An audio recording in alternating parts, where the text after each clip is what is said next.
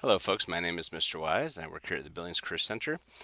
I'm here to talk to you about some of our IT and programming classes. In past years, we had a web development class where you learned to build basic web pages, and it had a dual credit college option. Both were very popular. So, seeing that tech is the future, we decided to add some more this year. So, in the vein of technology, we have the Project Lead the Way Computer Science Essentials A class. Computer Science Essentials. And so this class deals with the basics of technology. You start out with block-based coding, and if any of you have used Scratch, you're already familiar with this type of coding. So here you can see in VEX, we're going to be putting these blocks in order to accomplish a certain task because programming really is about solving problems for the user. So we need this to make a zigzag pattern as a virtual robot because this is to prepare you for things like self-driving vehicles. We've all seen Teslas, right? It's the wave of the future. So we need to bridge a gap between our programming here and making this robot follow a path. So we're going to say when it started, we're setting the print and pen color to red, we're putting the pen down to draw, and then we're doing this several times. So what this does, it calls out this block of code and repeats it. So in programming, we call this a function. It's a repeatable block of code that we can call multiple times to execute this multiple times. So let's see what happens when we hit play. You'll see our robot has put its pen down. It is drawing with red, and it is executing this multiple times from here down to here to go through this series of steps and get to our endpoint here. So for this class, we work with the basics of this idea that leads you to programming. We talk about syntax, which is the form and structure of programming, and the concepts such as functions that I mentioned there.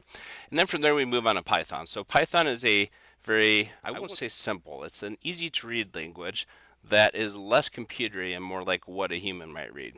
So Python's a great introduction, but make no mistake, it is a very powerful language too. So Python is used for things like data science. A Python programmer would use Python to design, create, and deliver computer applications and programs for things like web development, game development, and the two big ones, data visualization and AI, machine learning as well. So it's one of the most popular languages right now for data science, which is huge, and also for AI. It's also easy to read, so it's helpful for us as beginners. So in Python, we go through and we would think of problems we could solve. So we have some apps we build, such as if you have a full slice of pizza, how could you use math to figure out the price of a slice? And also, we work with the self-driving robots again, using Python to make them follow certain paths or colored tiles. We talk about self-driving vehicles. We talk about how AI could be used, apps for businesses, things like that. And we finish up the semester by going through and making a simple AI program. So we have 3 chess competitors that are pre-programmed to win a certain way. We have to come up with a 4th AI chess player that is going to beat them. So it's a very fun project. And after that, we have a capstone. That is where you find a solution to a problem that exists in society right now. There's someone out there who has a problem that could be solved with programming, and it is up to you to come up with and create that program. So that would finish off the Computer Science Essentials. Just a few takeaways from that. You can take it as a freshman. It's first semester. It's a 2-hour block, and you can get college credit for it, the CSCI 100 Intro to Programming credit. Second semester, we have, before I finish that, let me tell you a little bit more about Python. So the median pay for a data scientist with Python is $108,000 per year, $51 an hour. Typically, you'd have a bachelor's degree or certifications. There's 202,000 jobs in 2023 roughly, and the job outlook is 36%, which is much faster than average. So we're going to need a lot more of these folks. And also AI is huge. I don't need to tell you how many folks will need AI. So Python is going to set you up for that. So I highly recommend you take Computer Science Essentials A because it's a great primer for technology in general, and because the specifics of Python, block-based coding, will help you to become a better programmer. Data science skills. Python is the highest for anything in data science here, as you can see. All right, so Computer Science A is our second semester class that is also a 2-hour block. So Computer Science A, we recommend you take Computer Science Essentials first and then Computer Science A second semester. So once again, 2 hours, we use the Java programming language. And there's one place that I find most students have heard about Java, and that would be Minecraft, right? Minecraft Java Edition. So Java is a little bit more complex. It's a little bit more computery, but after your introduction, Computer Science Essentials to basic programming, you're far more than ready for it. It will be a great point for you to segue into a more complex language. And this is a primer to lead you towards other languages like C, which is what Windows is built with. So we learn a slightly more complex and structured language, and it's stuff that's used for things like banking apps and large-scale applications like a business might use. So Java is a venerable language. It's been around for a long time. It's highly regarded. The outlook for Java programmers is strong, with the demand for software developers expected to grow from 20 or by 23 to 26% from 2020 to 2032. And the popularity for this is strong. There's a lot of frameworks for it. There's high demand for Java developers. And the projected growth of Java developer opening is 13% between 2018 and 2028. And so the pay has increased 11% in the last 5 years, from 78,000 to 88K. And even if you don't end up programming in Java itself, it is a great way to get you into the more complex languages where the big bucks might be. Okay, next, here we're looking at the Department or Bureau of Labor and Statistics. So programming in general might have a slight decline because of AI here, but overall it's growing much faster than other programs, right? And the pay is good. So that's one thing to take into account.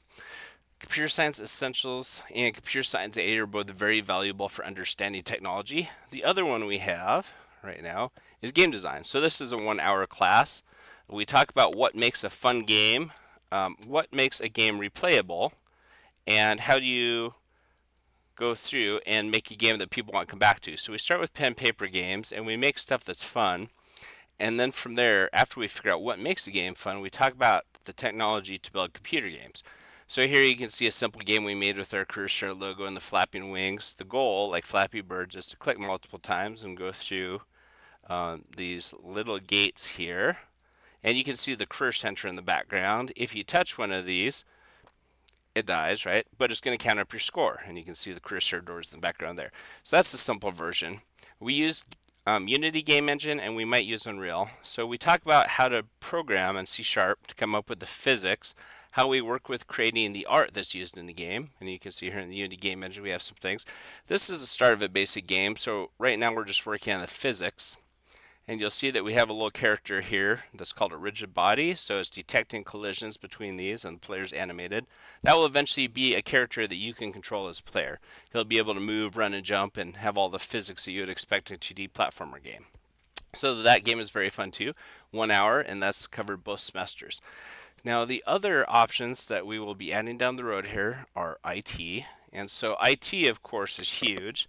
If we were to look at the cybersecurity outlook,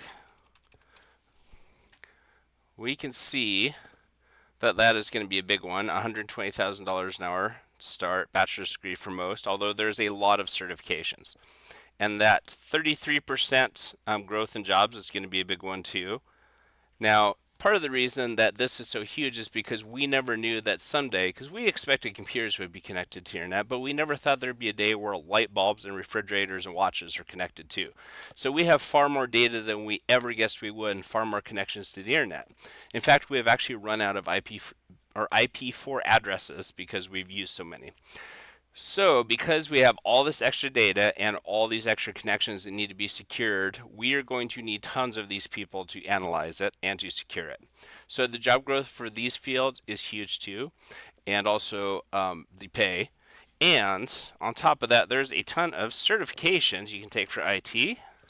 So just to look at a few, you can be a network professional, which means that you work with large-scale servers and routers and things like that. So if you think about our internet service provider here in town, Spectrum, they have a bunch of hardware there that they're working with that has internet connections coming in from all sorts of houses around here. And we need to make sure that all of the equipment is up and running properly and the data transmission is going flawlessly. So that's the type of stuff you do there. Security professional, here you're looking at some cybersecurity stuff. AWS is Amazon's version of the cloud. Security Plus is the basic cybersecurity one. We even have things like ethical hacker here. So you can get paid to try to hack systems for places like hospitals, and they want to know if there are any weaknesses in their system. So they will pay you to legally try and hack those.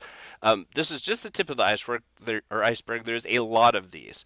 So with that in mind, we have a ton of options here for you. Please consider coming down to the Career Center, and please let me know if you have any questions. Thank you.